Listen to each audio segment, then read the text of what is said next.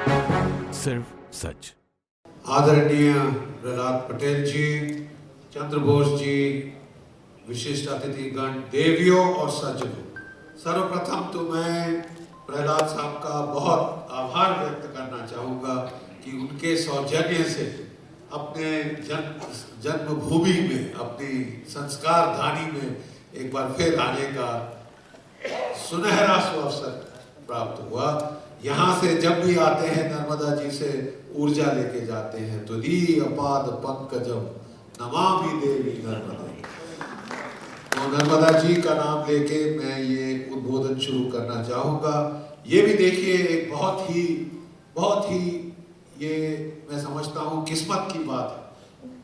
नेताजी वो शख्सियत है जिनकी वजह से आप और मैं आज आजाद हवा में सांस ले रहे हैं। नहीं तो साहब, ये जो नर्मदा क्लब है ना आपका, वहां पे एक बोर्ड हुआ करता था। जो जिमखाना क्लब है दिल्ली में, वहां पे बोर्ड हुआ करता था इंडियंस के। जो DSOI क्लब, सब जगह बोर्ड होते थे। भारतीय और कुत्ते अंदर नहीं आ सकते। Indians and dogs not allowed. यानी भारतीयों हमारी तुलना कुत्तों से की जाती थी। ये दौर भी यहाँ के लोगों ने देखा। आप बड़े खुशकिस्मत हैं कि आपने आजाद हवा में सांस लिया, गुलाम बेड़ियों के साथ सांस नहीं लिया। लेकिन इस गुलामी की जगड़ से छुड़ाने का अगर सबसे बड़ा श्रेय किसी को जाता है तो दो टूक शब्दों में आज कहना पड़ेगा। कईयों को अच्छा लगे, कईयों को बुरा लगे कि साहब ये नेताजी सुभाष चंद्र बोस की वजह से है और उनके 60,000 की आजादी फौज, जिनमें ध्यान से सुनिए 26,000 शहीद हो गए, 44% शहादत कबूल किए, सर कटा दिए अपने। ये आंकड़ा समझना बहुत जरूरी है। मैं तभी बार बार जाके शहर शहर में इस देश के बोल रहा हूं। देखिए साहब, ये आंकड़ा समझिए। 13-13.5 लाख की भारत की सशस्त्र सेनाएं, 13.5 लाख। 1947 से लेके आज तक तकरीबन 75 साल हो रहे हैं, जिसमें कितने शहीद के नाम हैं नेशनल वॉर मेमोरियल पे? 25,480, 25,480। कितने में से? 3.5 लाख में, 13.5 लाख में से। यहां 60,000 की फौज में से 26,000। ये छोटा आंकड़ा नहीं है साहब, लेकिन इस आंकड़े में एक 30 है। ये 26,000 सिपाहियों का इस भरे देश में एक पत्थर नहीं है जिस पे उनका नाम लिखा हो। एक पत्थर नहीं। एक उनका जो है एक वॉर मेमोरियल, वो सिंगापुर में। और ये आजाद हिंद फौज जाते जाते ये बना गए थे। किंवदंती है कि वहां पे नेहरू जी और माउंटबेटन दोनों सिंगापुर पहुंचे और वहां पे लोगों ने बोला भारतीय मूल के प्रधानमंत्री उस वक्त जवाहरलाल नेहरू जी को कि साहब आप जरा जाके मत्था टेकेंगे। यहाँ 26,000 की कुर्बानी दी है हिंदुस्तानियों ने आजादी के लिए। जरूर जरूर। वहां से फोन आया लॉर्ड लुई माउंटबेटन का, यू विल नॉट गो, तुम नहीं जाओगे। और उसने वहां पे अपने मिलिट्री के इंजीनियर्स भेजे, बारूद लगा के उसको उड़ा दिया गया।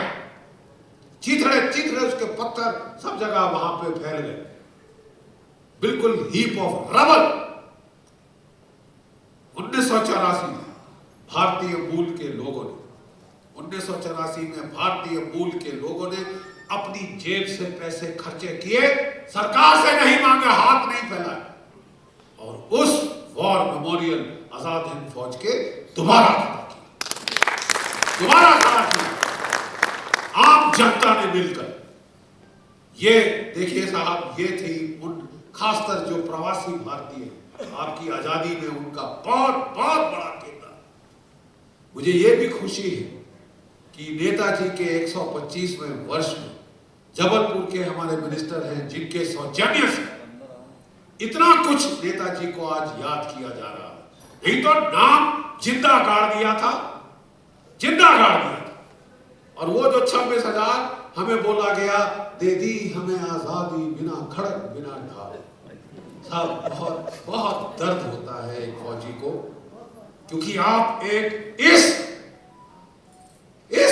गाने, इस शब्दावली के साथ आप एक चमाटा मार रहे हैं, चांटा मार रहे हैं शहीदों के पिताओं के माता पिता के मुंह पर। 26,000 शहीदों के माता पिता के मुंह पर आप एक तमाचा मार रहे हैं साहब। उन अनाथ बच्चों का, उन विधवाओं के मुंह पे तांचा मार रहे हैं, ये कह के कि हमने तो साहब अहिंसा से लड़ाई मरी, तो वो 26,000 कैसे मरे जिनके शहीद उनके जो शरीरों के चिथड़े उड़ गए तोपों से, बंदूकों से, संगीनों से। और हम नाम नहीं ले सकते, क्योंकि साहब हमारा सबसे बड़ा दुर्भाग्य ये है कि आजादी मिली नेताजी सुभाष चंद्र बोस और आजाद हिंद फौज की वजह से, लेकिन बड़ी चतुराई से अंग्रेज सत्ता सौंप के गए, चाटुकारों को, कोलैबोरेटर्स को। कोई मुझे परहेज नहीं है, फौजी में बोला जाता है सत्य बोलो, साफ बात करो, कोई परहेज मुझे नहीं है ये कहने में। और आज जबलपुर की इस पावन धरती से मैं एक चीज कहना चाहता हूं। देखिए साहब, ये बहुत जरूरी चीज है। हमारा इतिहास बदलना होगा। वेयर यू आर गोइंग, आप कहां जा रहे हैं एक देश के तौर पर, depends a lot on where you came from. आप आए कहां से, तुम किधर जा रहे हो, इस पे मुनस्सर है कि तुम आए किधर से हो साहब। आपको आजादी कैसे मिली? क्या अहिंसा से मिली? क्या सत्याग्रह से मिली? क्या उपवास करने से मिली? क्या चरखा काटने से मिली? या युद्ध से मिली? क्या भीख मांग के मिली आजादी कि हमारे टोकरे में अंग्रेज, my lord, your highness, you know, queen, her majesty queen Victoria, king George ने हमारी झोली में आजादी डाली भीख की तरह? जी नहीं साहब, ये लड़के ली गई।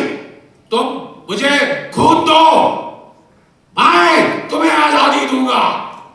किसके जरिए शब्द और खून दिया साहब। 26,000 ने खून सींच दिया, लाल कर दी वो रक्त से वो धरती जहां प्रहलाद पटेल जी काफी समय गुजार चुके हैं, मणिपुर में, इंफाल में, नागालैंड में। साहब ये एक रूहानी शख्सियत थी। और हमारे देश का, हमारे ऊपर जो सबसे बड़ा लाछन है कि जिस तरह से इनकी याद को भी दफन कर दिया गया तकरीबन 70 साल। हमारे जो 26,000 सैनिक शहीद हुए, एक पत्थर उनके नाम का नहीं है। जो जीवित जिंदा वापस आए, माउंटबेटन का आदेश था कि उनमें से एक को भी भारतीय सेना में वापस नहीं लिया जाएगा, उन्हें गद्दार करार किया जाएगा।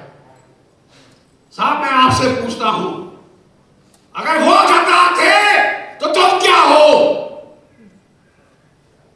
वो 26,000 शहीद वो गद्दार थे? किसी को शर्म नहीं आई? तुम्हारी जवान नहीं लड़खड़ा के गिर गई?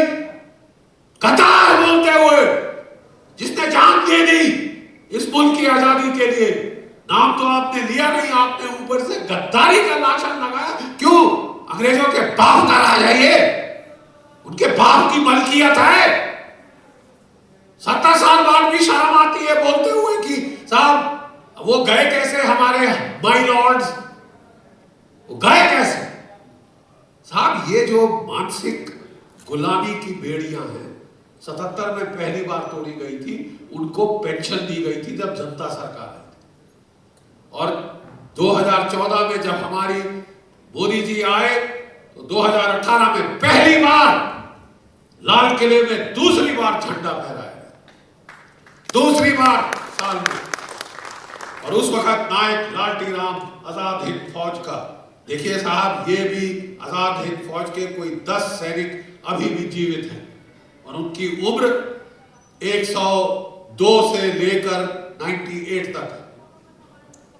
पहली बार जब हमने बहुत रिक्वेस्ट करी तो 4 उनमें से रिपब्लिक डे परेड पे लाए गए थे सन 2018 में, और फिर जो 21 अक्टूबर को जिस दिन आजाद हिंद सरकार का गवर्नमेंट इन एग्जाइल का स्थापन हुआ था, तब वो वहां पे किया गया था, उनको लाया गया था। लेकिन ये सिलसिला तभी कंप्लीट होगा। हमारी सरकार से हाथ जोड़कर निवेदन है, और मुझे बहुत हर्ष है कि ये निवेदन माननीय मंत्री जी मोदी जी तक पहुंचा चुके हैं, और हमें विश्वास है कि ये होकर रहेगा, इसी साल होकर रहेगा। 26,000 शहीदों की आत्मा को शांति प्रदान करने के लिए त्राण किया जाता है, सात पितरों के लिए तर्पण किया जाता है। ये सामूहिक तौर पे आपको और मेरे को करना ही होगा। वो आत्माएं भटकती रहेंगी, विचरती रहेंगी, जब तक आप उनके लिए एक शहीद स्मारक लाल किले की परिसर में ना बना, क्योंकि वो नारा था, दिल्ली दिल्ली जाएंगे, लाल किले पर तिरंगा झंडा फहराएंगे। ये अगर हमने कर दिया, अरे ये करने वाला बहुत ही जो है बहुत ही पुण्य का भागी हो कि उसने 26,000 भटकती आत्माओं की शांति प्रदान की। और ये आपका और मेरा दायित्व है, ये आपका और मेरा कर्तव्य है कि सच सत्यमेव जयते जो सरकार कहती है वो सच बोले, वो बोले सच, एक बार उगल दे। और सच की ऐसी आदत है साहब कि आप जितना झुठलाने की कोशिश करो, गड़े मुर्दे भी निकल के बोल पड़ते हैं सच। बहुत बेवकूफ बना लिया, बहुत बेवकूफ बना लिया, बहुत नाइंसाफी कर ली। मैं आज कहना चाहता हूं, देखिए हमारा इतिहास गलत है। 2 टूक शब्दों में मैं इसलिए नहीं कह रहा कि मैं भी राइट विंग आइडियोलॉजी में बिलीव करता हूं, मैं इसलिए नहीं कह रहा कि आज एक अलग सरकार आई है तो जो पिछली सरकार ने कुछ भी लिखा पढ़ा वो गलत है। मैं साहब पीएचडी भी मैंने की है रिटायरमेंट के बाद। एक मिलिट्री हिस्ट्री के स्कॉलर की हैसियत से मैं आपको कह रहा हूं, जो भी आपका इतिहास 1940, 1950, 1960 की दशक में लिखा गया वो गलत है। क्यों? 1977 में, जरा ध्यान से सुनिए साहब, मैं पहली बार ये यहाँ पे जबलपुर की परिसर इस वेदी से मैं ये बोल रहा हूं। 1977 में transfer of power archives were declassified in London. Top secret दस्तावेज जो थे आजादी की संग्राम के, वो कब डीक्लासिफाई हुए साहब? 1977 में। तो अगर 1950 में श्री बिपिन चंद्र वामपंथी इतिहासकार ने फ्रीडम स्ट्रगल पे किताब लिखी, तो क्या वो कंप्लीट थी? इन दस्तावेजों को देखे बगैर ही हैड नो एक्सेस। उन्होंने वो लिखा जो उनकी कल्पना थी। अब ये कल्पना साहब 650 पेज की किताब है, इतनी मोटी, the freedom struggle of India. Her IAS, IPS, IFS के अफसर को इम्तिहान पास करने के लिए पढ़नी पड़ती है।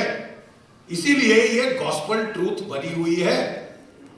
इसमें सारी महिमा मंडन है एक खानदान का महिमा मंडन है कि साहब उनकी वजह थे, और बिल्कुल सारा जो है अहिंसा, सत्याग्रह, उपवास और चरखा काटने से हम आजाद हो गए। इतने आंसू बहाए अंग्रेजों ने हमारी व्यथा देखकर, जब हम उपवास कर रहे थे कि रो रो के उनकी आंखें सूज गई साहब, और वो बोले साहब प्लीज आप आजाद हो जाइए, प्लीज ये ले लीजिए, ये हम आजादी दे रहे हैं, ये टोकरे में डालिए साहब, गिव अस अनदर वन। बोलते थे टेलर कुछ और बताइए, कोई और किस्सा सुनाइए। ये 26,000 जो मरे, आपको कुछ शर्म हया है? जो देश अपने शहीदों की इज्जत नहीं कर सकता, मैं कह रहा हूं कि वो देश नहीं रहेगा। जो देश अपने शहीदों की इज्जत नहीं कर सकता, उसे देश रहने का कोई अधिकार नहीं। ये जो है, ये आपका बेसिक, जो आपके बेसिक मूल्य, आपका वैल्यू सिस्टम आपको ठीक सही करना होगा। 1977 में ये कागज डिक्लासिफाई हुए साहब। फिर हमने एक डॉक्टर कल्याण डे, ये जानना बहुत जरूरी है, वो अमेरिका में थे, स्कॉलर थे, भारतीय स्कॉलर। वो लंदन गए अपने खर्चे पे। हमारा Netaji INA Subhash Chandra Bose memorial trust है, हमने उनसे निवेदन किया कि आप जाए वहां, वो पढ़े। हमने आइडेंटिफाई किए कि भाई अंग्रेजों में की डिसीजन मेकर्स कौन थे। तो साहब हमने आइडेंटिफाई किए लॉर्ड क्लेमेंट एटली।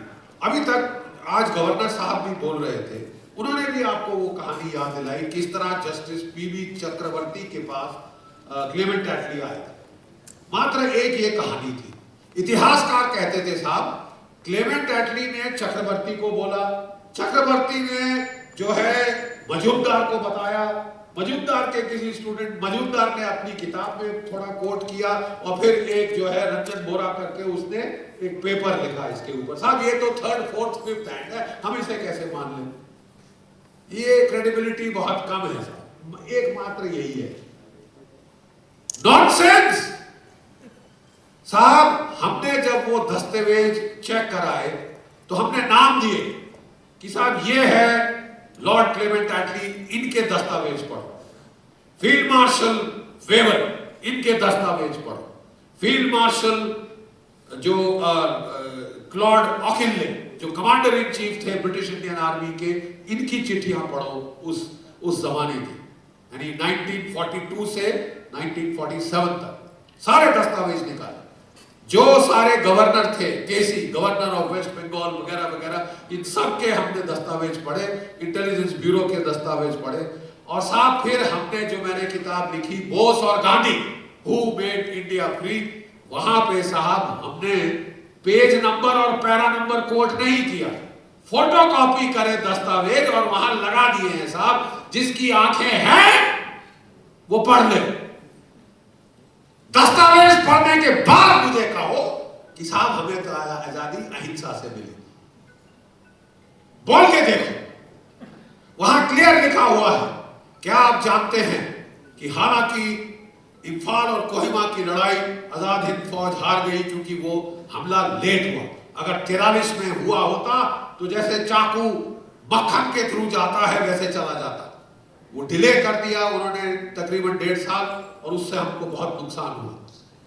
वो लड़ाई हम हार गए लेकिन आजादी की जंग जीत गए। कैसे?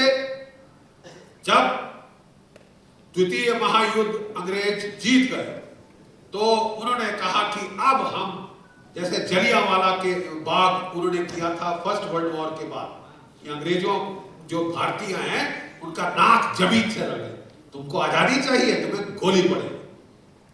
और पंजाब में गोली पड़ेगी जहां से मैक्सिमम लोग उस वक्त वर्ल्ड वॉर 1 लड़ने के लिए गए थे। ये कृतज्ञता दिखाई थी अंग्रेजों ने हमारे।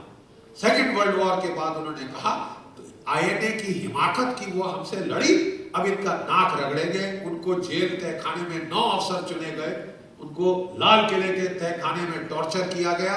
उनका कोर्ट मार्शल वहां हुआ जहां बहादुर शाह जफर, आखिरी बादशाह मुगल सल्तनत का, उसको वहां पे जिसकी ट्रायल हुई थी, ठीक है साहब, नाक रगड़ने के लिए। ये नवंबर दिसंबर 1945 में हुआ। पूरे भारतवर्ष में जैसे बम फट गया साहब।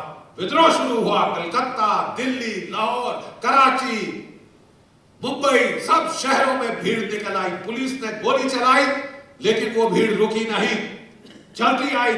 अंग्रेज हैरान हो गए कि हो क्या रहा है भारतवर्ष में। उस वक्त फील्ड मार्शल जो अपना क्लॉड ऑकिनले था, कमांडर इन चीफ इंडिया, उसने चिट्ठी लिखी वायसराय को, हमारे पास 18 महीने हैं।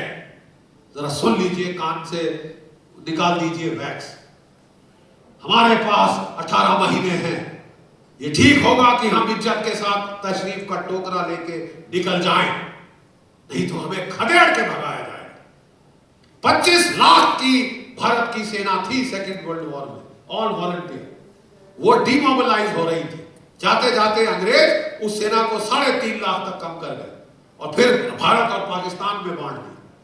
ठीक है साहब, वो सारे सिपाही जो लड़ाई के माहिर थे, जिन्होंने जर्मनों को, इटालियंस को, जापानियों को हराया था, वो घर भेजे जा रहे थे। वो वैसे ही आक्रोश में थे। उस वक्त भारतवर्ष में 40,000 गोरे सैनिक, जरा गणित समझ लीजिए, 40,000 गोरे सैनिक, 25 लाख भारतीय सैनिक जो ना सिर्फ लड़ चुके थे, उनके पास लीडरशिप थी। करियप्पा साहब ब्रिगेडियर बन चुके थे, तमैया साहब कर्नल थे। 1857 की गदर में हमारे पास लीडरशिप नहीं थी, हमारे सिपाहियों ने विद्रोह किया था, कोई नेतृत्व नहीं था, इसलिए हम लोग हार गए और वो हार अभी तक हमें सुनाई जाती। लेकिन जो आप जीत गए उसका आपको नाम निशान नहीं मालूम। क्या आप जानते हैं कि जब ये जो फील्ड मार्शल जो लॉर्ड ऑकिनले था, उसने चिट्ठी लिखी, लॉर्ड वेबल ने चिट्ठी लिखी इंग्लैंड को कि साहब आजादी के लिए बोल दीजिए, नहीं तो यहां बम फटने वाला है। अगर ये 25 लाख आक्रोश से भरे सैनिकों ने पत्थर नहीं फेंके तो हमारा रहना यहां इम्पॉसिबल हो जाएगा। एक प्लान ऑपरेशन गंडोला, प्लीज सुन लीजिए, ये दस्तावेजों से है, टॉप सीक्रेट।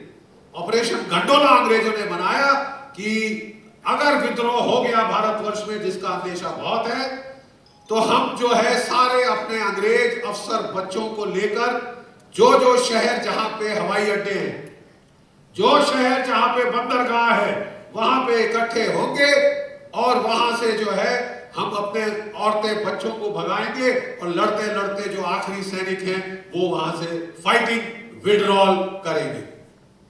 हम हिंदुस्तान हार चुके हैं और अगर लड़ना है तो हमको सैनिक वापस लाने होंगे जो हमने डिमोबिलाइज किए हैं। 6 साल लड़ के वो थक चुके हैं वर्ल्ड वॉर 2 में, अब वो लड़ना नहीं चाहते साहब। तो अकलमंदी है कि हम तशरीफ का टोकरा निकाल लें, क्योंकि जो लॉयल्टी है हिंदुस्तानी फौजियों की, सुभाष चंद्र बोस और आजाद हिंद फौज ने तोड़ दी है। लंदन पहले बोला नहीं साहब हम नहीं मानते, वो बहुत दूर थे भारतवर्ष से। 18 फरवरी 1946 अब जानते हैं क्या हुआ? रॉयल इंडियन नेवी में विद्रोह हो गया। 80 जहाजों में से 79 जहाजों पर वो जो यूनियन जैक को नीचे उतारा हमारे नौसैनिकों ने और तिरंगा फहरा दिया, अपने अंग्रेज अफसरों को पानी में फेंका और मुंबई और कराची की गलियों में जय हिंद के नारे लेके, नेताजी की तस्वीरें लेके वो मार्च करने शुरू हुए। अपनी तोपें जहाजों की उन्होंने अंग्रेजों के अफसर मेस की तरफ कर दी कि अब देखो तुम्हें बताते हैं।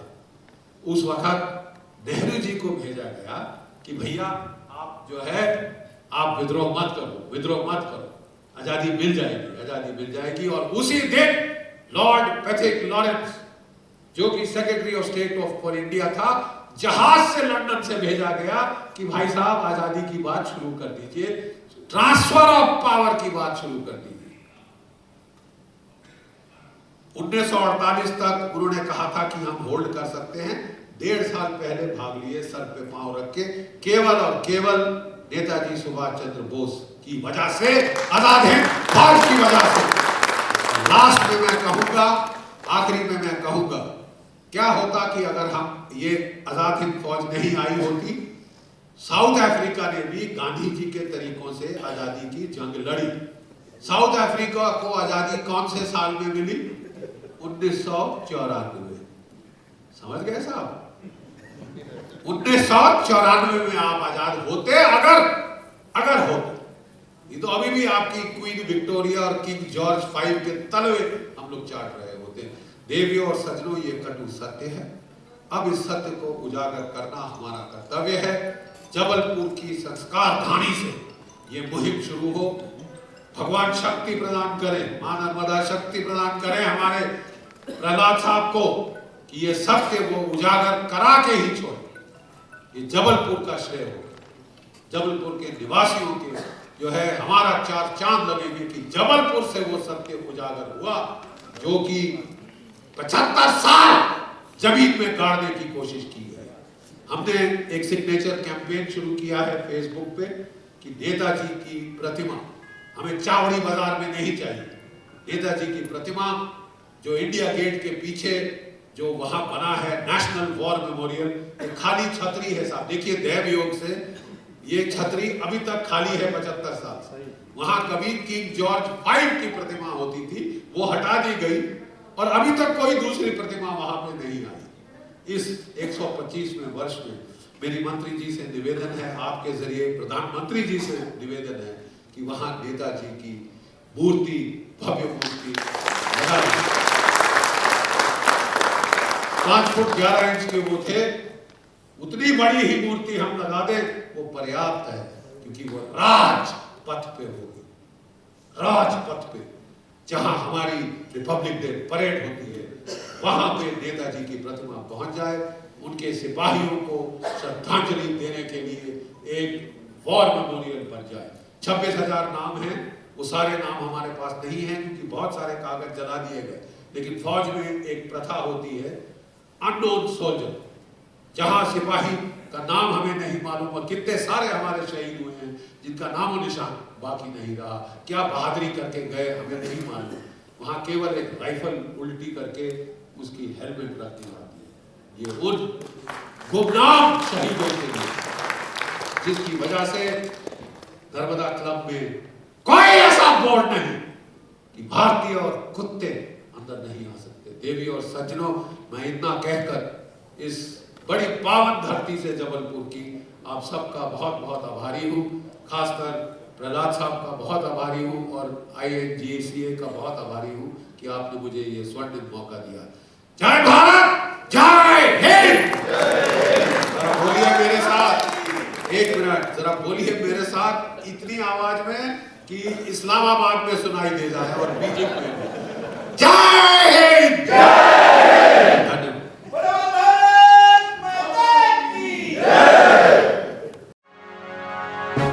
सिर्फ सच।